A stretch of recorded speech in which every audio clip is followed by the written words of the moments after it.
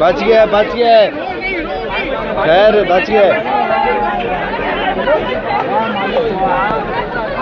इधर लाओ इधर लाओ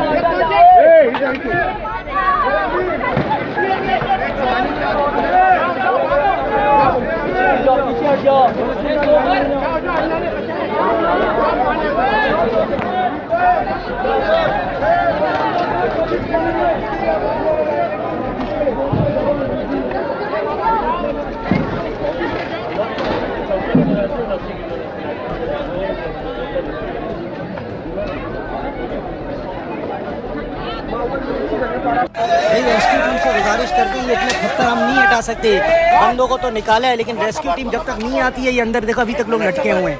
थक गए हम वीडियो बना के, अपनी आपके सारे लड़के कर रहे हैं, अभी तक रेस्क्यू की टीम नहीं आई है।